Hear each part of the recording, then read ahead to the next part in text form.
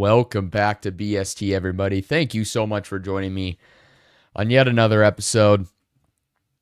The NFL is getting crazy right now. I can't really track where everything's going to go to end this season. There ain't a juggernaut at the top of the league that we can say is going to win the Super Bowl as of right now. Not at all. And this kind of just more of like a talk about things that are going on episode. We'll get to the BRACKEN best at the end. That's my top 10 teams. If you're new here, it should be a good one. So let's just hop right into this thing. The Eagles, man, dropped 8-5, third straight loss. Something's going wrong there. And I think we can relate this because a few years ago, 2023, they're coming off a Super Bowl berth. They start the season 10-1, 10-2, whatever it was. Really good start.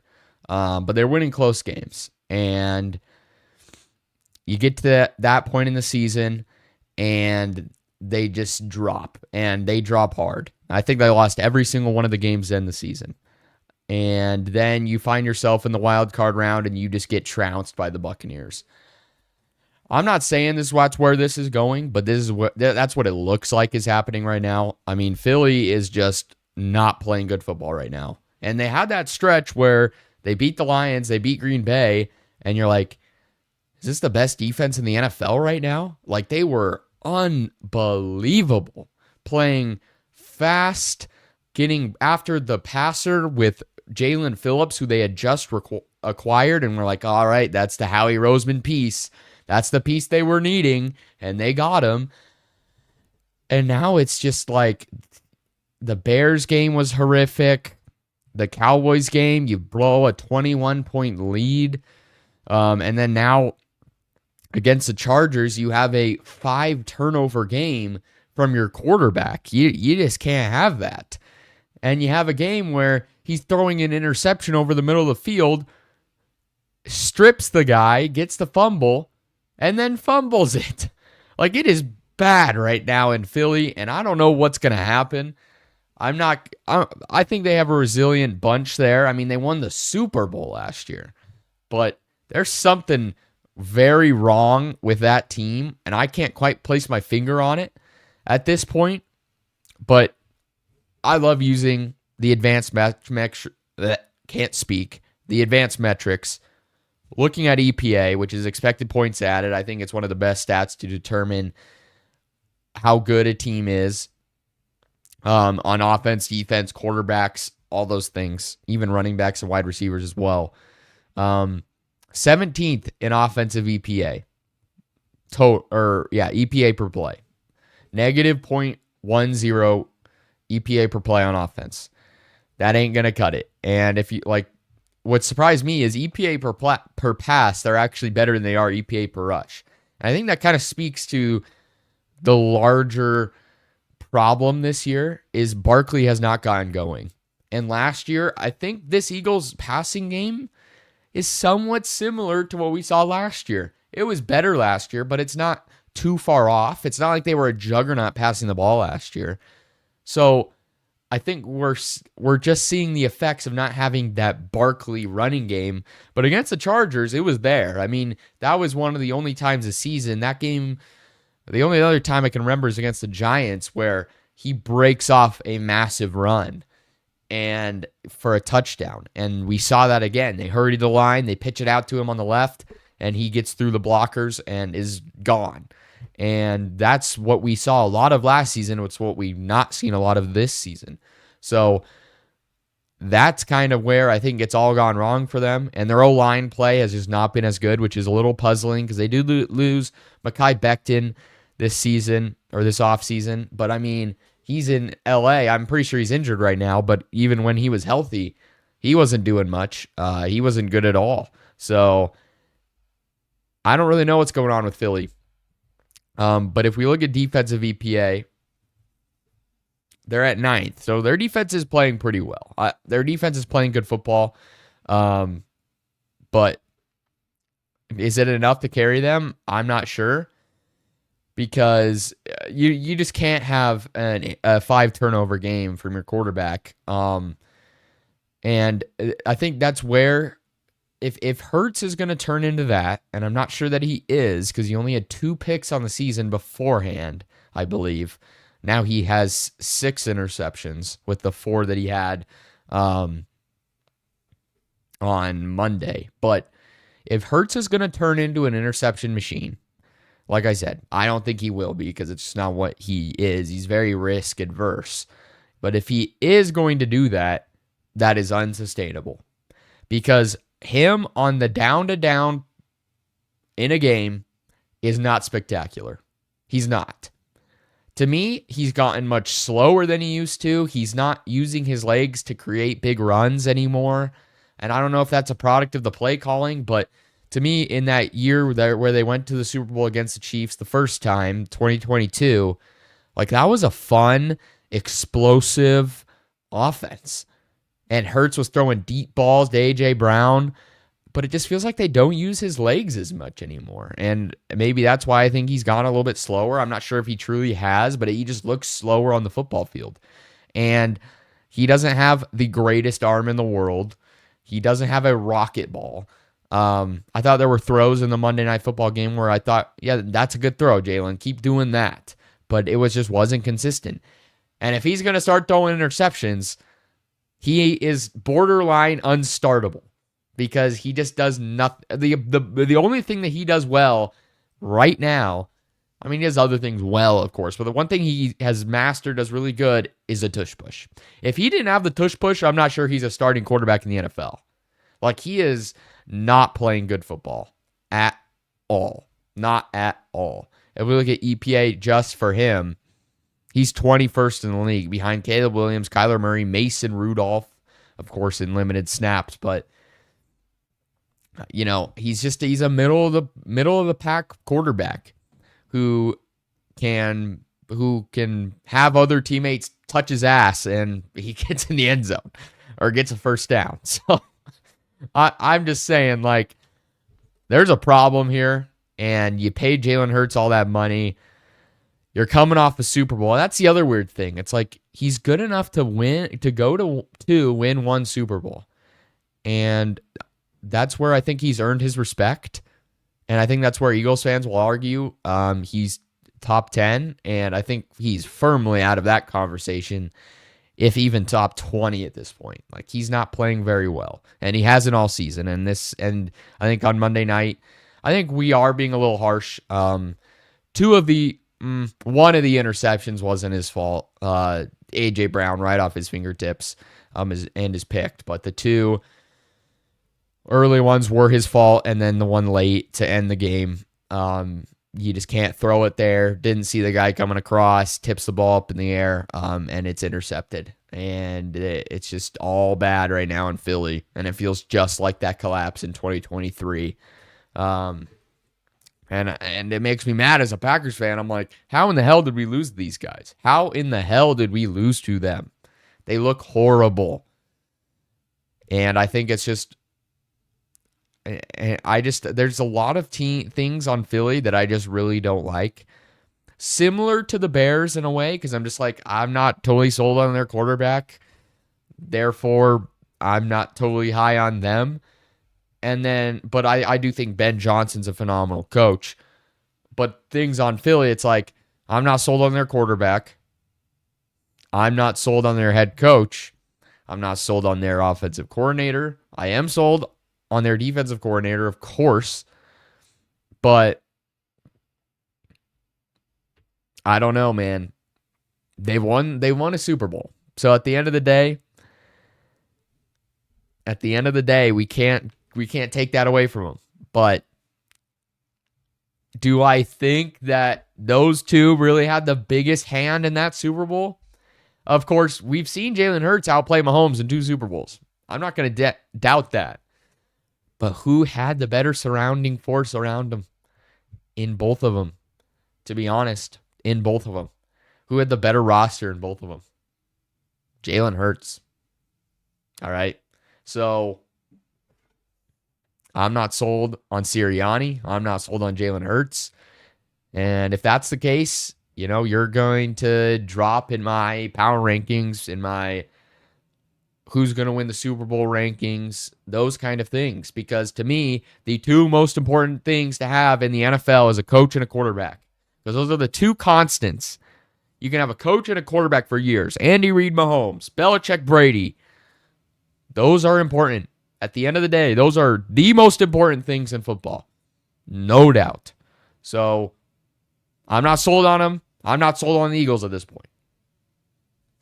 But yeah, I don't know what's going to happen. A.J. Brown's probably a goner this offseason, to be honest. He's heating up in these past few games, but it's also the games that they've started to lose, which is just so weird. It just adds to the weirdness of this Philadelphia Eagles season. But let's move on. The Colts.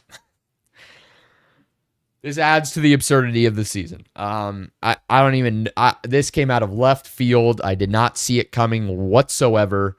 But Phillip Rivers is back in the NFL, 44 years old. I know they reached out to Andrew Luck, a few other guys. They all declined. I don't know how to feel about this. I don't know how to feel about this. If this was Andrew Luck, I'd be hyped. I'm like, Colts to the Super Bowl, man. Colts to the Super Bowl. Because Andrew Luck was like on a Hall of Fame type of trajectory. And Phillip Rivers, don't get me wrong, Phillip Rivers, probably a Hall of Famer eventually. But I think Andrew Luck was looking to have a better career than Phillip Rivers. But of course, the injuries, the early retirement, all those sad stuff that happened at the end of his career.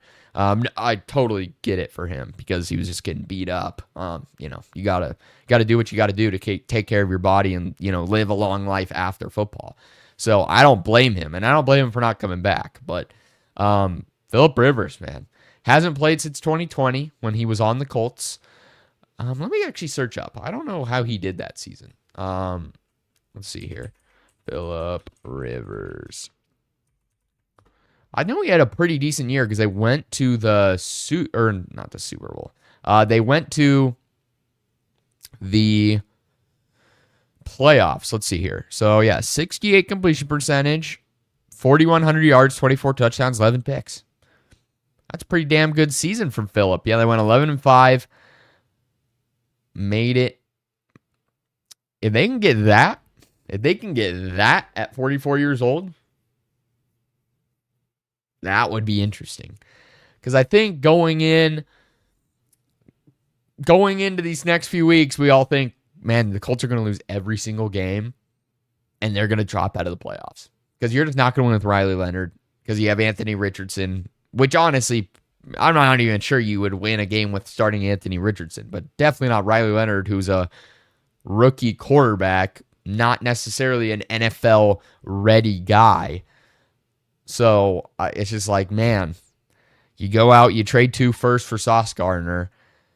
You're in a good spot through 9-10 weeks where you're 8-1 or whatever it was, 7-1, and it's all falling apart. You're now 8-5, not playing necessarily good football with Daniel Jones, dropping some games, and now your quarterback, who I think they viewed him as the franchise at this point, is gone for the season, and that sucks. That really does suck. But now Phillip Rivers is in town, leaving his 41 kids at home. So, mom and his wife can't be too happy about that one. In fact, I wonder how many he does have. I'm not sure. It's like 11 or something. Not 41. It's like 11. A lot of kids. Dude couldn't pull out of a driveway. Let's put it that way. But yeah. Phillip Rivers, I don't know. I don't think anybody knows what's going to happen. I don't think anybody knows how this is going to go. But I'm along for the ride. And I'm along for the absurdity that is this season. If you told the average NFL fan, it's not going to be Anthony Richardson, it's not going to be Daniel Jones, it's not going to be Riley Leonard that plays in a playoff game for the Indianapolis Colts. It's going to be Phillip Rivers. If that's the case, I don't even know what to say because that would just be crazy. But if they can just, I mean, let's look at this Colts team here. They have a really good offensive line. They have a really good running back, probably the best in football. They have some pretty good weapons with Tyler Warren, Pittman, Downs, the bunch, Pierce. So they got some pretty good weapons there. I think Phillip can be a game manager. I really do. I don't think he'll be quite what Daniel Jones was, just in terms of a threat with his legs. Daniel Jones' deep ball was doing very well this season. But can Phillip just be a game manager, hand off the ball to JT 30 times a game, make some short throws to Tyler Warren, let him work after the catch? Same with Pittman. I do. And honestly, they need to probably get to, I don't know what the number's going to be, probably 11 wins. They're at 8 right now. So can he win 3 of the last 4 games? Maybe. Can he win 4 out of the next 4 games? Maybe. I don't know. You don't know. I don't know. I think we all think that's probably not going to happen, but at the end of the day, it could. It definitely could. So I'm along for the ride. I'm excited to see what happens here. And ultimately, I hope it does happen just for Colts fans, because it definitely does suck to lose your quarterback. I know from experience with Aaron Rodgers, where it's just the hope is sucked out of you. It's like, well, there goes the season. It was a fun ride, fellas. They were not supposed to be here, and here they are, and it just gets sucked out of you. It's like, all right, well, there goes the season. All that hard work, all that fun, being 8-1, now 8-5, it's gone. But hopefully Phillip Rivers does something for him. Let's get to what's next. Jordan Love, my quarterback. QB1, Pookie. I love Jordan Love. He's 3rd in MVP odds right now. And at the end of the day, I don't think he, 1, deserves the MVP, and 2, is the MVP. At the end of the day, when the season ends, even if he stays on the trajectory, the Toyotathon trajectory that he's on right now, I don't think he's going to be the MVP. Let's be real here. Let's be real. Stafford is just playing at a different level. But I do like I said earlier, EPA per play. Guess who your leader, besides Jameis Winston, that's kind of crazy. Jameis Winston is 1st in EPA per play with 0.28 EPA per play. That is 0.02 more than Jordan Love, who has 0.26 EPA per play, which is just crazy for Jameis. Jameis has played phenomenal when he has gotten his opportunities in 2 games. But Jordan Love, and I know people are going to be like, oh, and especially Bears fans, they cannot stand the EPA per play stuff, all this garbage, all this stupid stats that show that Jordan Love is good. But to me, when you look at the top 10 in EPA per play, so of course you got Jameis, we'll throw him out of there. Jordan Love, Drake May, Josh Allen, Patrick Mahomes, Daniel Jones, Sam Darnold, Jared Goff, Brock Purdy, Dak Prescott, and Matthew Stafford at 11. To me, that's like the top 10 there. I think that shows you a pretty good list of who's playing good football right now at the quarterback position. And Jordan Love's at the top of that list. Right there with Drake May and Josh Allen. So, to me, I think that's a good indicator that he has been playing really good football right now. And, even the stats show it. He's top 10 in almost every passing stat. And he only has 4 picks, 22 touchdowns and 4 picks. That's Aaron Rodgers shit right there. That's Aaron Rodgers shit. So, he's playing phenomenally. And I told a couple of my buddies when we acquired Micah Parsons at the start of the season, if Jordan Love can just play like he did, just making sure my mic wasn't muted, that'd be bad. If Jordan Love could play like he did in the back half of 2023, where he threw 18 touchdowns to 1 interception over that stretch, if he can play like that, this team is going to compete for a Super Bowl and make it far in the playoffs. And right now, he's doing that. And it stings that we lost Tucker Kraft and we lost Devontae Wyatt to season-ending injuries this season. Because I really think right now, if we had those two, this would be a special run. But I just cannot quite put them there yet. I cannot. I think they're one of the top teams in the NFL, but I just cannot quite see them winning a Super Bowl without those two. Especially with how how thin we are at defensive tackle, trading Kenny Clark now without having Devontae Wyatt, who's our main pressure guy in the middle. And then you got Tucker Kraft going down a few weeks ago. And I will say, LaFleur has done a phenomenal job forming this offense around different playmakers like Christian Watson and stuff. But, like, not having Tucker Kraft, it sucks. Because I really do think, if we just had Tucker Kraft, this team could go on a run here. Because he's just so good. He's one of the only tight ends. You could throw the ball to him in the flat. He'll stiff arm a few guys and run for 20 and a touchdown. Like, he's such a cheat code. And to not have him is brutal. Because Jordan Love's playing good ball. Micah Parsons playing good ball. That defense is flying around. But if we just had those guys, man. I really do think we could make a run at this thing. I'm not saying they won't, but that's the only thing that gives me pause at this point, is that we don't have two of our best players. And every team goes through it. But I do think that has to be in the calculus of, can this team win a Super Bowl or not? But just a phenomenal season for Jordan Love. Firmly our franchise guy. I think a lot of people point to the playoff stuff. I think he's played good in 2 out of his 3 playoff games. Of course, against Philly, it was all bad. But against the Niners, I thought he played a phenomenal game. Forced one late. Had another pick in the fourth quarter. Not necessarily his fault. Got tipped up in the air. And against the Cowboys, he played phenomenally. So we'll see what happens this year. Packers are all but a lock to make the playoffs. I think they will easily.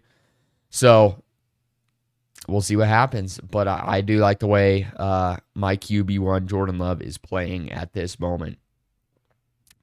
I wanted to get to Shedeur Sanders because he's a hot topic. He is a hot topic in the NFL right now. And you got people who are just defending him to the world's end. All right? And not to get political on here, but I have seen the opinion that Shedeur Sanders is the most important black person since Barack Obama. I'm not saying he's not, but that's just a very interesting opinion. Very interesting. And again, maybe it's correct. I don't know. But just an interesting opinion. Maybe not an opinion that I would have come up with myself. I think there are probably some more important black people since Barack Obama was president than Shedeur Sanders. That's just me. But regardless, he's playing all right. I think people are quick to say he's playing phenomenally. I think he's playing all right. They're 1-3 over the 4-game stretch that he's played. Against Baltimore, he came in only at 16 attempts, 47 yards, a pick. Against the Raiders, they did win. 209 yards, a touchdown, a pick. San Francisco, they lost 149 yards, a touchdown. And against Tennessee, best game by far, 364 yards, 3 touchdowns, 1 pick. So he has 769 yards, 5 touchdowns, 3 picks on the season, an 80 rating, and a 52.4 completion percentage. So that's a big thing. Is he polished? No. Do I expect him to be? No, he's a round 5 pick. I think, was he right to go in round 5? Probably not. I think he's probably more of a round 4 quarterback. But teams just passed on him because he wasn't willing to go into meetings with teams who had a starting quarterback because he thought he was a starter. And I think that's why some people don't like him. They sense a little bit of arrogance there. You know, he has the name. He's Deion Sanders' son. So I think there is some of that, and that turns some people off of him. But I don't think he's the franchise just yet. I don't think we should act like he's playing phenomenal football. In fact, if we look at EPA per play, which you already know I love to use, he's currently only. I mean, okay, let's be real here. I think Shedeur Sanders is better than Dylan Gabriel, but according to EPA per play, they're very close. Shedeur Sanders minus 0.16 EPA per play. Dylan Gabriel minus 0.19 EPA per play. So it's close. I don't think either are playing phenomenal football, but that game against the Titans is a great start. I thought he made some great throws in that game, but he just has to clean up some things. But I definitely think I still don't think it's at a point where the Browns should not consider drafting a quarterback in April. Like, draft somebody, please. Like, you're going to have a top pick. Go get Mendoza, go get Dante Moore if he goes out, stuff like that. Draft the quarterback. Like, this ain't the guy for sure. And maybe he starts next year. And I've seen that thing. It's like, has Shedeur Sanders done enough to start? Maybe. I mean, what's your standard? You're the Browns. I mean, I don't know. I don't know if he has. I mean, he's definitely not playing like Baker Mayfield did at the start of his career with the Browns and over his career with the Browns, where I thought Baker Mayfield was pretty good, like the best Browns quarterback in forever. Then things kind of fell apart, but I don't think he's playing like that. Is he playing fine? Sure. If you call what he's doing fine, I think it's fine. I don't think he's playing lights out like some people will have you believe. I'm not trying to hate. I'm just trying to look at it objectively. But it's like, at this point, if you don't praise him, it's hate. And it's like, all right, like, let's stop with this narrative right now. But yeah, I don't know. I think he should at least get a consideration. Dylan Gabriel should not even be on a roster at this point. He's really bad. It's crazy they drafted him over Shedeur Sanders, in my opinion. Dylan Gabriel is just not an NFL quarterback. He doesn't have the size. Like, at least Shedeur Sanders, he has the size. His arm ain't the greatest. He's a little bit mobile, but you can see some of the traits there. With Dylan Gabriel, it's like, what is this? This isn't, no. This ain't good. Yeah, but let's move on to the bracket best, the thing everybody's been waiting for, the undisputed best power rankings on YouTube, on TikTok, on every social media. Out of any analyst, the undisputed best power rankings. Let's get into it. At number 10, the Jacksonville Jaguars. I'm finally showing some respect to my boys down in Jacksonville. 9-4, ahead of the division. Defense is phenomenal. If we look at defense EPA, third in EPA, or no, third, I can't read. Fifth in EPA per play on defense for the Jacksonville Jaguars. That's their calling card. Lloyd, Josh Hines Allen. Defense is phenomenal. Anthony Campanile, your defensive coordinator, I believe that's your defensive coordinator. Correct me if I'm wrong. Came from Green Bay, linebackers coach in Green Bay. Down in Jacksonville, doing a phenomenal job on the defense. Offensively, I'm not sold. I will tell you, I'm not sold on your offense. 18th in EPA per play. Trevor Lawrence is not good, in my opinion. I don't know. I don't see it with Trevor Lawrence. I'll put it that way. I don't see it. 27th in EPA per play for Trevor Lawrence. I don't see it with Trevor Lawrence at this point in his career. But regardless, they're winning games. I think Liam Cohen has done a good job on offense. I mean, he's down his number 3 overall pick, so that's tough. But getting Jacoby Myers, Brian Thomas Jr., I think he's got the run game going pretty well again. I like what he's doing down there. They're going to have to overcome bad offense, but the defense is flying around, making plays. They're 9-4. They're head of the division. So I got the Jacksonville Jaguars at number 10. At number 9, the Detroit Lions. Tough week against Green Bay. You don't go on fourth down, or you don't convert on fourth down multiple times. You get beat at your own game. You can't get pressure on Love. And at the end of the day, why I have Detroit over teams like LA And Chicago, you can hate me for it, Chicago. At the end of the day, I don't even know what the saying is. Like X's and O's, not Jimmy's and Joe's. I'm a Jimmy's and Joe's guy. And if we look at Detroit, they may have deficiencies in the secondary, but they got a linebacker in the middle in Campbell who's playing really good football. They got I'm blanking on the name. Aiden Hutchinson who's playing phenomenal football right now. Leads the league in pressures, I believe, according to PFF. And he can show up. He can be a little quiet in some games. But I still think at the end of the day, like he's a phenomenal pass rusher, elite pass rusher.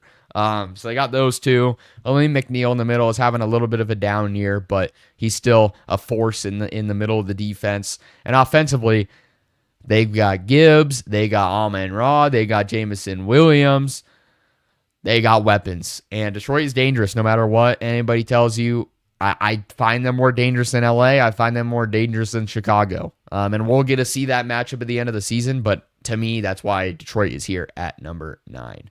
At number 8, the San Francisco 49ers getting some respect in my power rankings as well. I can't remember what the stat was, but since like week 11, this is the best defense in the NFL, which is crazy with their injuries. So Robert Saleh is doing a phenomenal job in that department. Phenomenal job from Robert Saleh. No doubt. And Shanahan on offense, he's got a pretty simple formula. Get the ball to Christian McCaffrey and good things will happen. And Jawan Jennings is there. They got decent weapons on the outside, not like they had in years past, but I like the coaching down in San Francisco.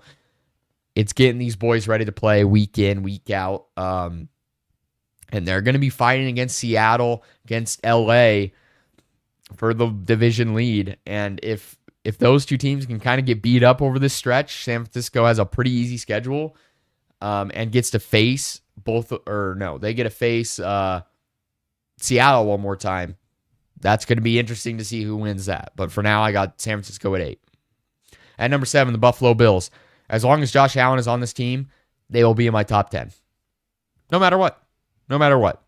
He's just phenomenal. I think he's the best quarterback in football. He's top 3 in EPA per play. He's just good things happen when you have Josh Allen. He just makes plays. I don't think there's a single quarterback in the league who does more for a team than Josh Allen. Bottom line, end of story. Is their defense bad? Yeah. Do they have the best passing defense in the NFL? Somehow, yeah, by yards. I'm not sure I think that might be more of a story of teams are seeing how bad their rush defense is, and they're like, well, we'll just run it more. I'm not sure, but technically by yards, they have the best pass defense in the NFL, I believe. So their defense sucks. But they don't have Ed Oliver. They don't have a bunch of pieces in their D-line. I get it. But it's just not very good right now. And I do think their weapons are lacking. But they're just going to be a tight end, run the ball, Josh Allen team. And they got James Cook, who's a phenomenal running back. So to me, they're at number 7. Not going to be too much higher than this unless they win out. I could see them jumping into the top 3, to be honest, because Josh Allen's just that damn good. At number 6, the Houston Texans. This is the best defense in the NFL by far.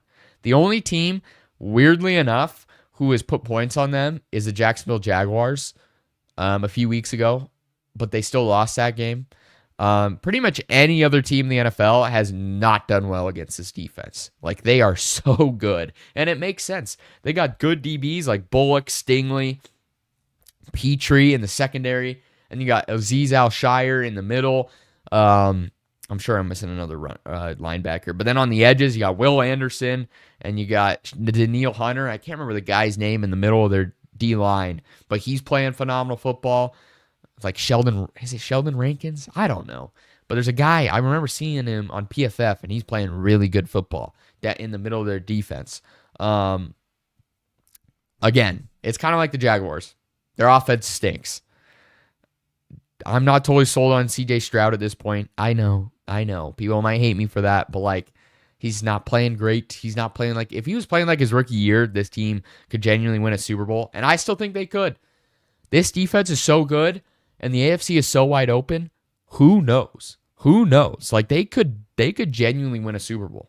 100% win a Super Bowl. So with this defense, and I think their offense has enough pieces to do some things, but I'm just not totally sold on their offense, so that's why they're at number 6. Number 5, the Denver Broncos. You beat the Raiders. It was a good win. Similar to the Texans, phenomenal defense, 7th in EPA per play. Great pieces on that defense. That D-line is phenomenal. Safety, Talanoa Hufanga is great. Corners with Surtain. Riley Moss, a little bit of a weak link there. But again, it just comes down to this offense. And I do trust their offense more than the Texans' offense just because structurally, their offense is built very well. They have a great O-line, pretty decent receivers. I would say they're average, with Sutton being above average.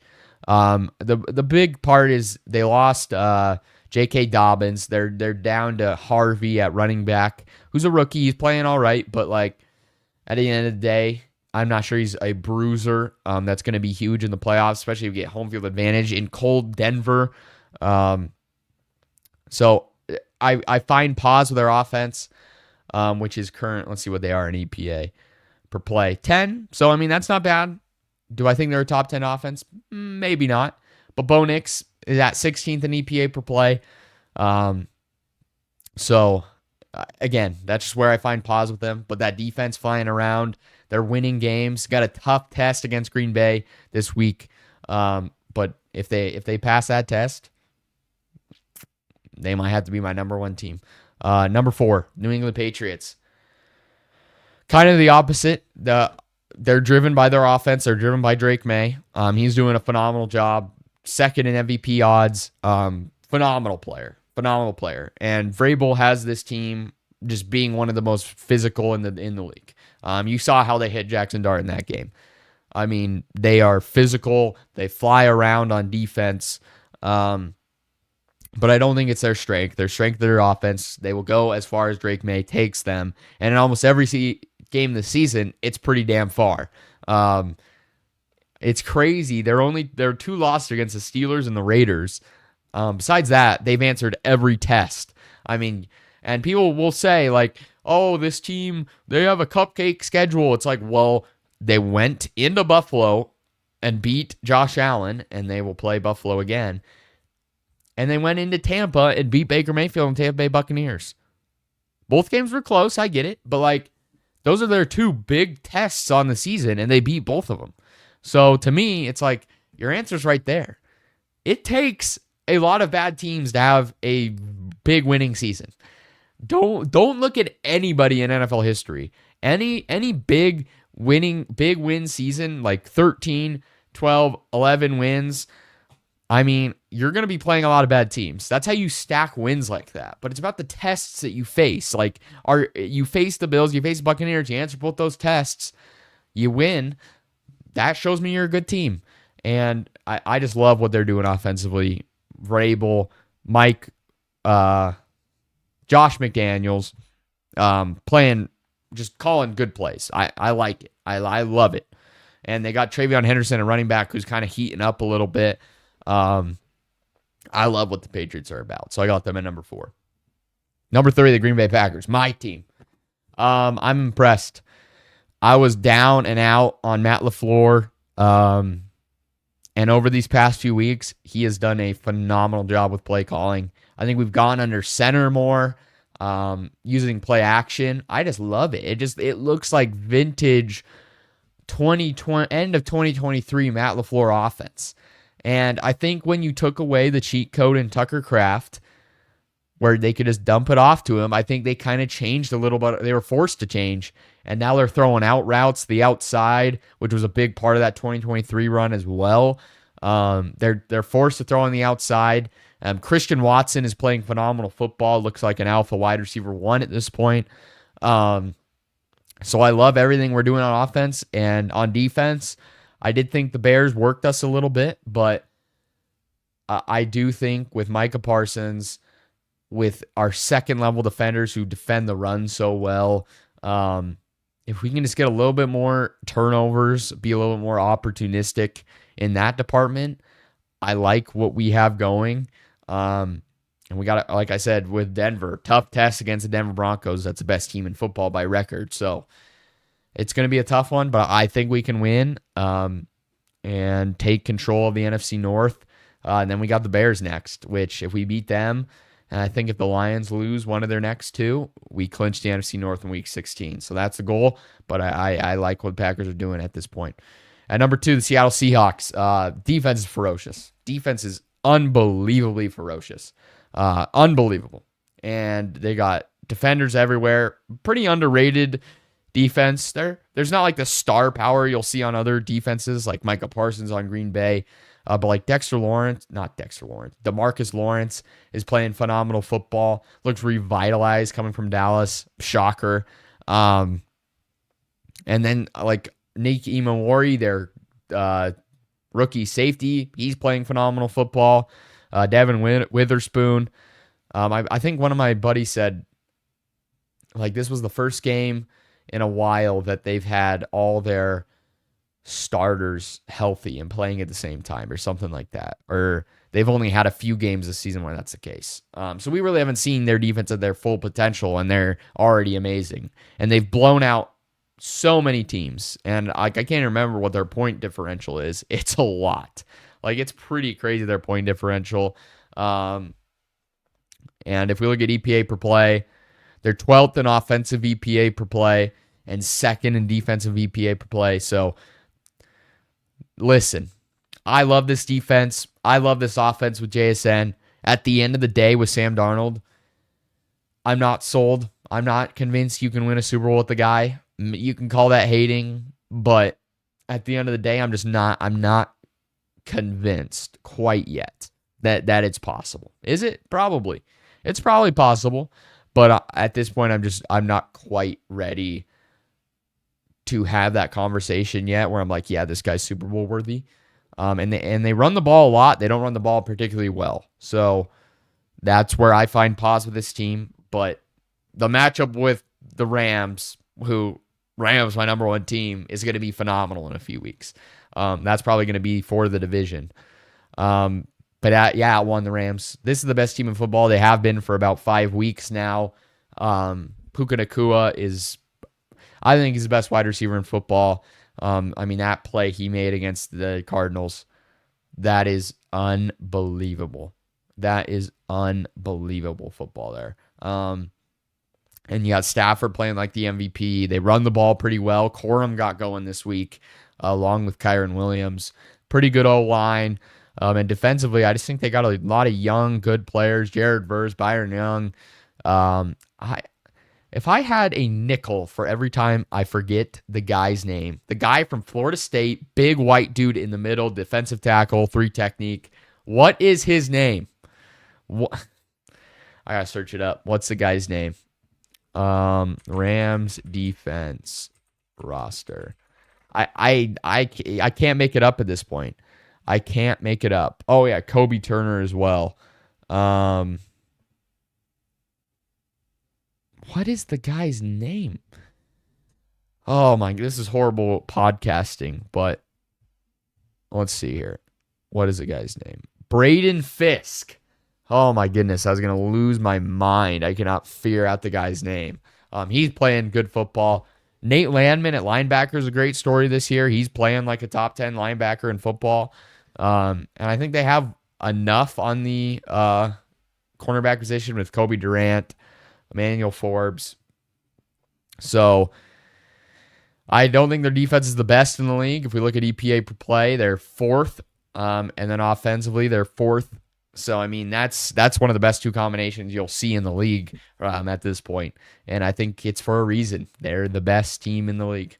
They are. And I think, like I said earlier, when you have the coach and the quarterback, you go a long way. You have a Super Bowl winning coach, you have a Super Bowl winning quarterback, and you have this amazing roster around you. I'm going to trust you when it comes down to things. I'm going to trust you. So I love the Rams this year. There you have it. 1 through 10. At 10, the Jaguars. At 9, the Lions. At 8, the San Francisco 49ers. At 7, the Bills. At 6, the Texans. At 5, the Broncos. At 4, the Patriots. At 3, the Packers. At 2, the Seahawks. And at 1, the LA Rams. There you have it.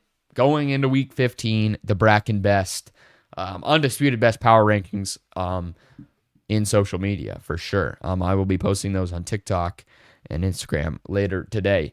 That's going to do it for us today, ladies and gentlemen. Thank you so much for joining me. Please like, subscribe, comment. It really helps out. And it's fun to respond to your comments. And even on TikTok when y'all are telling me I'm an idiot. It's fun to have a little bit of banter, about sports. And we got a fun week coming up. College football playoff starts in like 10 days or so.